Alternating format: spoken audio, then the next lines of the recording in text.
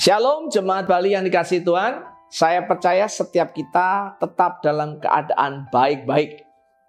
Hari ini saya ingin mengucapkan selamat beribadah hari Minggu di rumah. Baik itu pagi hari, baik itu siang, sore atau malam hari. Nah, jemaat yang dikasihi Tuhan, tetap sehat seutuhnya. Artinya apa? Rohani kita, jiwani, pikiran perasaan kita, dan fisik kita tetap dijaga dalam Tuhan. Dan tetap kita di rumah. Di rumah artinya kita dengan Tuhan. Di rumah artinya kita dengan keluarga dan komunitas kita. Nah, hari ini dalam situasi peningkatan pandemi yang signifikan di Bali, saya ingin mengingatkan ada beberapa data yang ingin saya bacakan supaya kita bisa mendapatkan prosesnya. Yang pertama, data di Bali hari-hari ini terjadi peningkatan yang signifikan 100% katanya dalam 1-2 minggu ini. Kenapa COVID ini menjadi proses yang perlu kita perhatikan? Secara penyakit dalam konteks kematian tidak berbahaya. Data yang saya terima adalah ada sekitar 31,4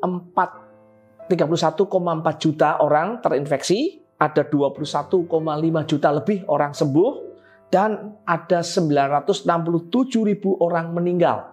Angka kesembuhannya mencapai 97, kira-kira mencapai 97% di dunia. Nah, Indonesia yang terinfeksi itu 252 ribu lebih orang, yang sembuh 184 ribu lebih. Yang meninggal di Indonesia 9.837. Data saya terima pada hari Rabu. Kesembuhannya mencapai sekitar 96% lebih. Ranking 23 di dunia kita ini. Nah, kalau di Bali kenaikannya hampir 100% dalam 1-2 minggu ini, ada 7.946 orang kena virus, yang sembuh 656.537. Meninggal kira-kira 229 orang, dan angka kesembuhannya 97% lebih. Nah, kenapa saya katakan dalam hal ini kita betul-betul mesti bijaksana betul dalam menghadapi COVID. Nah, Bapak Ibu, kalau saya pergi kemana-mana, saya selalu bawa ini. Kenapa nanti saya kaitkan? Kenapa saya sebut bijaksana? Bijaksana ada 2 pemahaman. Pertama, kita mesti betul-betul tidak boleh takut. Kita percaya bahwa Allah menjaga hidup kita. Ya, hidup kita tidak berfokus pada COVID. Hidup kita berfokus kepada Allah. Jangan dikit-dikit senyu dengan COVID, ya. Makanya kalau saya membaca COVID tidak setiap hari, kenapa? Kadang-kadang bisa menakutkan, ya. Tapi hal-hal penting saya biasanya coba membaca berita-berita yang prosesnya nasional, ya. Nah, kita mesti betul-betul tidak boleh takut. Kita percaya Tuhan menjaga, ya. Kita tidak boleh istilahnya apa-apa COVID, mau kemana-mana takut, tidak boleh. Yang kedua, kita juga bijaksana dalam arti kita berjaga-jaga. Mengikuti protokol kesehatan. Oke, masker, hand sanitizer, cuci tangan, jaga jarak, ya. Kita nggak boleh sembrono. Kalau kita tidak ada proses yang penting, kita menghindarkan pertemuan dengan orang. Kalau bertemu jaga jarak. Ya, setiap saya pemulihan, konseling, setiap saya ketemu orang pakai masker. Ya, saya menjaga betul-betul prosesnya. Nah, ini yang disebut kita bijaksana, ya. Tidak takut, tapi tidak sembrono, ya. Nah, dalam proses ini kita percaya loh Bapak Ibu Saudara sekalian bahwa COVID tetap dalam kontrol Tuhan. Allah mengizinkan, bukan Allah mau. Mungkin manusia bisa membuat COVID atau mungkin merencanakan COVID, tapi Allah itu mengizinkan semua terjadi supaya apa? Satu, kita ini tahu hari-hari ini belajar. Belajar apa? Bersyukur pada Tuhan. Kalau kita masih hidup, bisa makan, sehat, itu bersyukur. Kita boleh berharap pada Tuhan. Kita boleh membangun hubungan dengan Tuhan. Sehat seutuhnya. Yang kedua, Bapak Ibu, kita mesti mensyukuri terhadap apa yang Tuhan sedang kerjakan di dalam kehidupan kita dan keluarga kita dan teman-teman kita. Dulu kalau ada orang sakit atau meninggal karena COVID, itu teman dari teman saya. Tapi sekarang teman saya. Ada 3-4 orang yang saya dengar teman kenal meninggal dalam proses 1-2 minggu ini. Nah, saya ingin mengingatkan, hari ini kita syukuri kalau kita masih ada dengan keluarga kita. Dengan Eliana, Bisaliel, Elizabeth, dengan Pak Doni, Pak Petrus, teman-teman komunitas saya. teman-teman pemuritan saya, Komsel, kita syukuri. Kenapa? Ketika kita melihat proses ini, kita bisa tahu bahwa Allah kita luar biasa. Mari kita belajar dengan proses COVID ini. Nah, hari ini juga saya tetap berfokus kepada proses bagaimana pemuritan menjadi gaya hidup jemaat mula-mula. Ya, tadi kita sudah bersama-sama memuji dan menyembah Tuhan dengan keluarga. Dari saya mengucapkan terima kasih tim Prophetic, ya, Kak Mary, Kak Heru, Kak Tasya yang sudah merin semuanya. Kita bisa menyembah bersama keluarga. Kita hari-hari ini belajar banyak tentang pemuritan. Nah, sebelum saya ingin mengulas lebih jelas, saya akan ajak bagaimana kami mempraktekkan pemuritan, ya. Kita akan lihat bagaimana prosesnya, nanti kita akan belajar. Tuhan Yesus memberkati. Kita lihat nanti yang satu ini. Jemaat Bali yang dikasihi Tuhan, saya ingin mengingatkan kenapa pandemi ini terjadi dalam kehidupan kita. Seperti yang sudah-sudah kami para penatua mengingatkan seluruh jemaat. Yang pertama, kami percaya bahwa pandemi ini membawa kita kembali kepada esensi paling penting tentang gereja. Nah, dalam konteks inilah kita belajar tentang gereja jemaat mula-mula, ya, di Kisah Rasul. Nah, kalau kita bicara kembali pada jemaat mula-mula, Kisah Rasul 2, 41 sampai 47, Kisah Rasul 4, 32 sampai 37 mencatat proses itu. Nah, jemaat mula-mula yang kita pelajari, kalau kita belajar lebih detail adalah sebenarnya jemaat keluarga. Nah, jemaat tentang konteks keluarga ini penting. Kenapa? Sebenarnya bukan mulai dari Kisah Rasul, tapi memulainya sejak kapan? Bahkan Kejadian 1:28 dikatakan Adam dan Hawa dipanggil sebagai keluarga yang misioner, keluarga yang memberkati, keluarga yang berbuah. Be fruitful and multiply. Ya, di situ berkata beranak cucu. Nah, kata multiplikasi pertama didapatkan di Kejadian, bukan hanya di Kisah Rasul sebenarnya. Nah, kita juga belajar di dalam proses itu, hari-hari ini, seperti minggu lalu, kita kadang-kadang tertipu dengan Matius 28, 19, 20. Gereja mula-mula adalah gereja keluarga. Nah, mulai dari keluarga ini, maka memenangkan komunitas-komunitas dan bangsa-bangsa. Seharusnya begitu. Makanya, kalau kita belajar dengan gereja mula, dimulai dengan keluarga. Nah, setelah kita keluarga kuat, setelah keluarganya terbangun, kita belajar tentang proses yang sangat penting lainnya, yaitu proses namanya mentoring yang Matius 28, 19, 20. Tapi tidak boleh langsung ke sana. Mulai dengan Kejadian 1:28. Gereja keluarga. Nah, dari situlah proses mentoring menjadi penting. Kenapa? Proses mentoring adalah proses yang betul-betul sangat alkitabiah dan satu-satunya. Kenapa saya katakan demikian? Gereja mula-mula pertama disebut orang percaya. Tapi setelah Kisah Rasul 5, 6 dan sebagainya, orang percaya disebut murid. Nah, dari kata murid muncullah kata jemaat. Nah, disitulah makanya proses mentoring penting.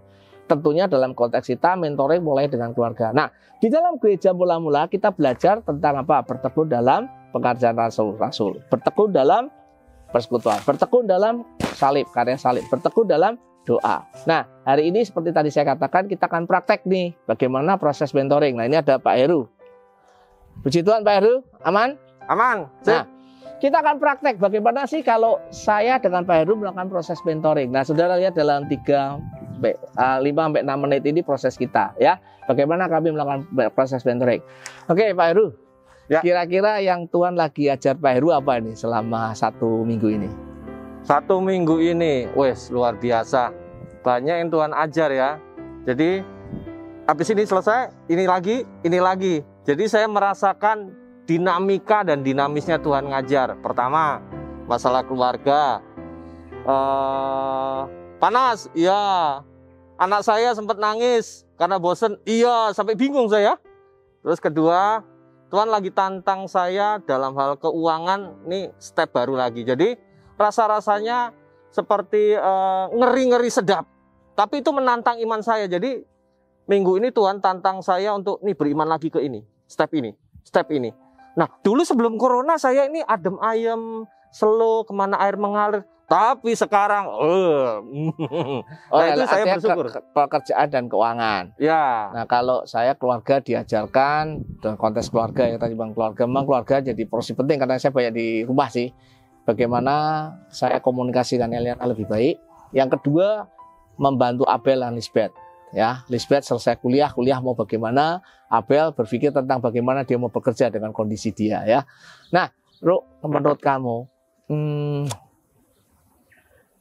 pertumbuhan apa yang signifikan yang kamu alami dalam hari-hari ini, seminggu ini? Apa sih pertumbuhan kamu yang kamu rasakan? pertama dalam hal kepercayaan kepada Tuhan. Jadi saya belajar untuk lebih percaya, lebih tatak istilahnya kalau orang Jawa ya. Wis pegang Tuhan, pegang firman lebih lagi. Terus kedua, fokus kepada keluarga. Oke. Itu. Yang sebut fokus keluarga apa sih? Pertama, konsen kepada hubungan di dalam keluarga, komunikasi dengan istri, komunikasi dengan anak, terus membangun kebersamaan, nilai-nilai keluarga, share impian bersama, doa bersama, itu. Oke. Ya kalau saya hari-hari ini saya diajar sama, hampir mirip ya, karena kita ini banyak sama waktu dengan keluarga. Jadi proses ini diingatkan Tuhan yang tadi kamu ngomong, komunikasi itu ternyata bukan saya ngomong, dia ngerti nggak yang saya ngomong. Yang kedua, komunikasi itu ternyata terus berulang-ulang ya. Kalau sudah betul bisa salah, tapi kalau salah pun jangan putus asa, bisa betul.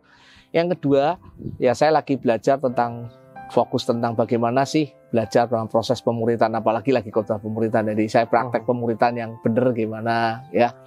Nah, kalau kita ngelihat proses hari-hari ini, saya ngelihat Tuhan ini betul-betul nyata sekali. Nah, nyata itu kita mau ikut Tuhan atau main-main sama Tuhan ya.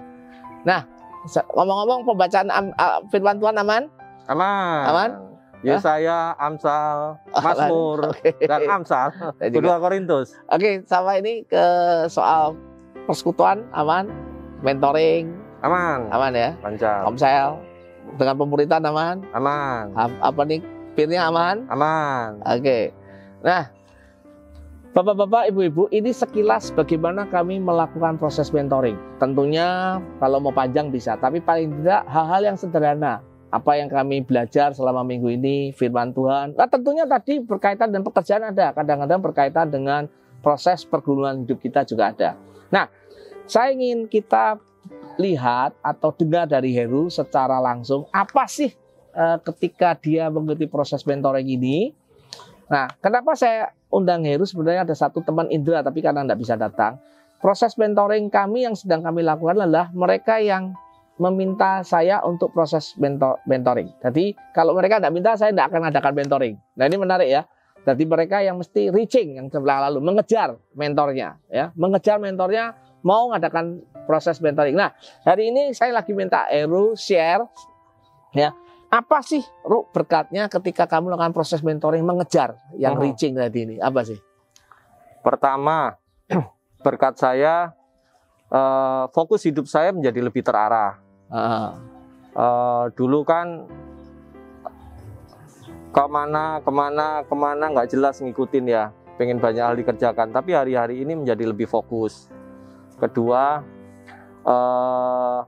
jadi saya dalam hal keuangan, pekerjaan, Tuhan jagai ya, sampai hari ini nggak dipotong gajinya, nggak dirumahkan, masih bisa makan, masih bisa bekerja. Saya percaya tapi kan itu Tuhan berkati. Ini bukan apa kaitan dengan mentoring? Kok bisa nggak dipotong, nggak dianu? Saya percaya pertama cari dulu kerajaan Allah itu menolong. Terus kedua, fokus ini ya. Akhirnya ketika saya fokus kepada keluarga, salah satunya fokus keluarga ya. Pulang lihat anak gitu kan ya, istri jadi termotivasi kerja lebih lagi, kerja lebih lagi. Buat siapa? Anak, istri. Akhirnya kan dulu kerjanya misalnya 1 mile, sekarang 2 mile jadi extra mile. Jadi akhirnya pengaruh ke pekerjaan saya.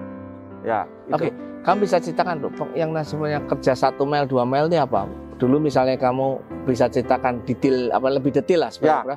Contoh, dulu saya kerja dari jam 8 sampai jam 4. Nah, Tapi sekarang saya bisa jam 7, bisa jam 8 gitu ya mikirin. Kan hari ini kan orderan sepi. Kok sampai begitu sibuk ya? Ya, karena mikirin kreativitas bagaimana mesti menjual. Dulu misalnya saya nggak jual ke perumahan, sekarang jadi jual. Dulu nggak pedagang kaki lima, sekarang saya jual. Mereka. Ini karena berkat mentoring juga. Fokus. Apa lagi? Terus kedua, keuangan. Oh tadi udah. Terus keuangan apa? Terus ketiga, jadi berkatnya hubungan suami istri jadi lebih baik. Karena pertama saya jadi tahu fokusnya bahwa membangun hubungan dengan istri, keintiman dengan istri itu menjadi prioritas gitu ya. Dulu misalnya saya jarang dengerin istri, sekarang jadi lebih dengerin istri, jadi lebih berani meminta maaf duluan, berani ambil inisiatif dulu, meluk dulu. Dulu boro-boro. Terus kira-kira dalam proses mentoring ada kendala nggak sih? Kamu pernah ngalami lah misalnya kendala proses kami mau mengadakan mentoring atau pemuridan, ada nggak kendala itu? Ya pasti ada Pak Wita. Saya itu dua hal yang paling kerasa kendalanya. Pertama cari pembenaran, cari alasan gitu kan. Oh saya kan sibuk. Oh saya kan harus cari uang. Oh saya kan harus mikirin keluarga juga, ngapain mentoring? Ada cari alasan ya. Terus kedua belum menganggap ini sebagai hal yang penting ya. Ngapain ketemu lagi ngomongin itu seminggu sekali gitu kan ya. Oh seminggu sekali. Iya. Sekarang saya seminggu sekali loh teman-teman. Nah tapi lambat laun akhirnya Tuhan ubahin ya. Tadinya nggak nganggap penting, tapi setelah kayak tadi kita nggak tahu kapan makanan itu bisa membuat tubuh sehat. Tapi ketika kita makan aja, tahu-tahu sehat, imunitas meningkat. Ya jadi lakukan aja. Terakhir, menurut kamu sikap apa yang mesti dipunyai seorang murid? Kan kita lagi proses mentoring kan pasti mulai dari murid, akhirnya jadi pemurid, jadi bahkan setelah pemurid jadi berkat orang banyak ya. Menurut kamu sikap apa yang kamu miliki untuk menjadi murid yang baik sebelum menjadi pemurid? Ya, pertama antusias ya. Antusias itu membuat kita menjadi stabil. Jadi bukan persoalan, oh saya lagi ini moody, oh lagi nggak seneng, oh lagi gembira. Enggak. Jadi antusias bahkan saat kita nggak mau, males, itu menolong untuk kita terus jalanin ya, antusias. Saya orang yang antusias loh teman-teman. Saya ngejar. Tuh. Terus kedua, penundukan diri ya. Jadi ini sangat menolong saya. Mentoring ini kan bukan persoalan siapa mentor kita, pendidikannya, lebih tua atau enggak. Tapi ini kan masalah respon saya untuk saya tunduk di bawah otoritas rohani seseorang. Nah itu menolong saya untuk bertumbuh. Pak Beta bukan orang yang sempurna loh ya. Tapi saya belajar tunduk. Nah, Musa itu bukan orang yang sempurna. Dia emosian, sama kayak pemurid saya. Menyindir kalau ini. Terus kedua, dia orang nggak bisa ngomong, makanya dibantu Harun. Tapi di Alkitab disebut, Yosua tidak satu kali pun dia komplain. Dia tunduk, diam, sampai waktunya tiba baru diangkat. Jadi itu menolong saya untuk, saya submit sama Pak Beta. Saya tunduk sama Pak Beta di bawah otoritas, mensubmitkan diri ya. Itu bukan ketika dia sempurna, tapi dari sayanya. Itu menolong saya bertumbuh teman-teman. Itu Pak Beta. Ada lagi, satu lagi misalnya selain tadi kita haus ya, cari terus kita tunduk. Ada lagi kira-kira? Sikap rasa lapar sama haus ya. Saya kan orangnya kalau sampai titik ini apalagi nggak puas gitu ya. Nah rasa lapar sama haus, Tuhan apalagi nih, Tuhan aku udah ini nih, udah beresin ini, apalagi nih Tuhan, apalagi. Terus mau belajar, terus mau. Iya, antusias untuk ngalami Tuhan, antusias untuk next step apalagi. Itu menolong saya untuk terus bertumbuh, ngejar Pak Beta gitu ya. Gitu. Good. Saya percaya Bapak Ibu bisa melihat proses sederhana bagaimana kita melakukan proses mentoring. Bro, thank you ya. Tuhan Yesus memberkati. Oke, karena dia harus melakukan pekerjaannya lagi. Oke, thank you. Saya ingin menyimpulkan tentang proses mentoring yang adalah gaya hidup jemaat mula-mula. Saya ingin memastikan kita bisa mengikuti dari awal sampai menit ini dengan tepat. Bahwa proses mentoring ini adalah proses penting. Pemuritan atau murid nama murid itu proses penting di jemaat mula-mula. Nah, proses ini dimulai dengan jemaat punya gaya hidup yang benar. Bertekun dalam pengajaran Rasul, persekutuan, salib, dan doa. Nah, proses mentoring ini dimulai dengan proses mentoring tentang 4 hal tadi di dalam keluarga kita. Nah, ketika keluarga kita dibangun, pada waktu bersamaan juga kita membangun proses mentoring untuk komunitas kita. Kalau tadi contohnya saya dengan Heru, atau nanti contohnya dengan siapa. Nah, saya ingin menyimpulkan apa yang membuat kita bisa mengalami mentoring yang baik, yang benar. Di Alkitab menyebutkan banyak hal, tapi saya ingin menyimpulkan pembicaraan saya dengan Heru dan beberapa teman-teman. Ada 4 hal yang paling penting menurut saya ketika Bapak Ibu, saudara sekalian punya proses mentoring. Proses pemuritan atau mentoring menjadi murid sebelum kita menjadi pemurid, pertama adalah tadi dikatakan oleh Heru adalah prioritas. Banyak orang berkata pada saya nggak punya waktu. Saya pikir itu bohong. Anda punya waktu loh untuk sikat gigi. Anda punya waktu untuk ke WC. Anda punya waktu untuk makan. Dan kadang-kadang kita nggak punya waktu untuk mentoring. Baca firman nggak punya waktu. Kenapa tidak punya waktu? Tidak menjadi prioritas yang utama. Kalau saya dipanggil Pak Presiden, ya, saya mesti datang jam 1. Protokolnya jam 1, jam 12 saya mesti sudah di sana. Karena penting. Ya, prioritas apa? Prioritas waktu, prioritas usaha. Utamakan. Nah, Heru dan teman-teman mereka punya prioritas. Tadi Heru mengatakan tiap minggu memang Heru secara khusus dia minta waktu tambahan untuk proses karakter. Yang kedua, kehausan. Ya. Rasa pengen belajar. Nah, ini yang saya sebut dengan semangat reaching, menjangkau, mencari, ya.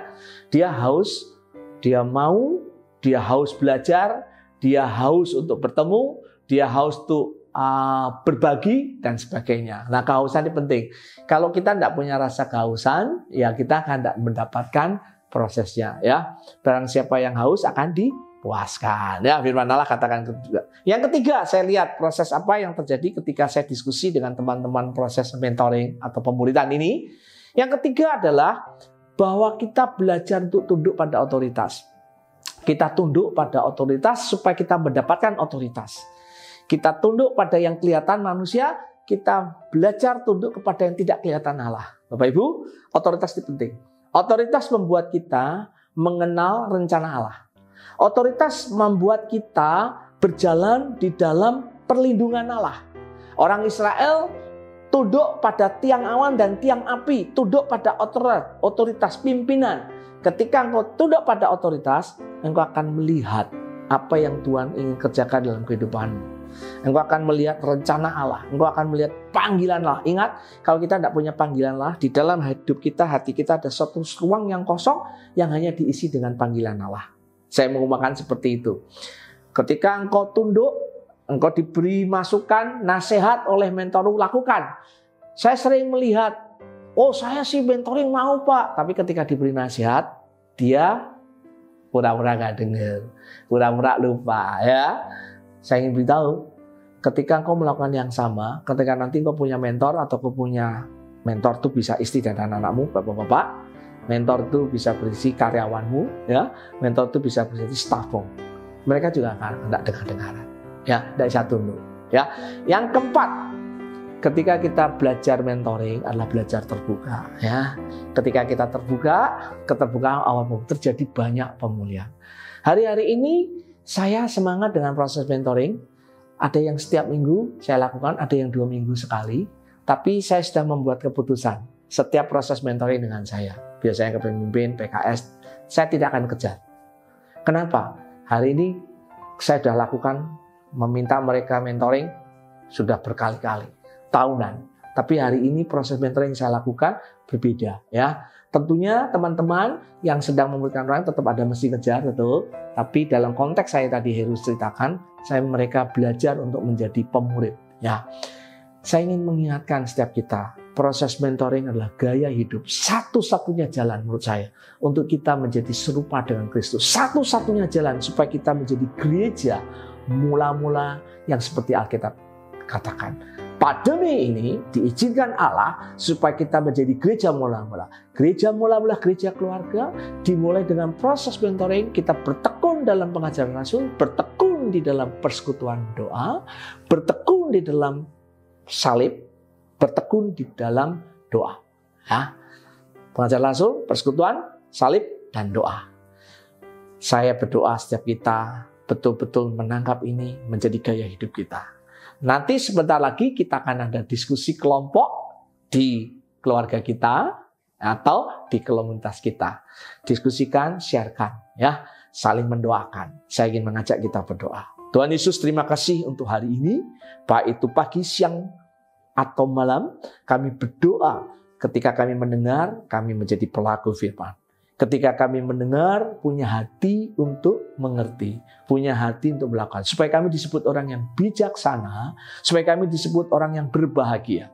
Dan kami percaya ketika kami melakukan proses pemuridan atau mentoring, khususnya dimulai dari keluarga, ayah memuridkan istri dan anak-anaknya, dimulai dari komunitas, memuridkan komunitas, pribadi memuridkan pribadi, akan terjadi transformasi, akan terjadi perubahan, dan gereja akan menjadi terang dan garam. Khususnya hari-hari ini, kami punya kesempatan yang luar biasa supaya kami bukan hanya dibangun bersama Allah, kami dibangun di dalam komunitas, mulai keluarga, kelompok pemuridan, komsel, dan jemaat lokal. Di dalam nama Tuhan Yesus, kami berdoa mengucap syukur. Kalau hari-hari ini ada yang mengalami kesulitan, kesehatan, ekonomi, apapun juga, Tuhan, Kau menjadi Allah jawab atas mereka.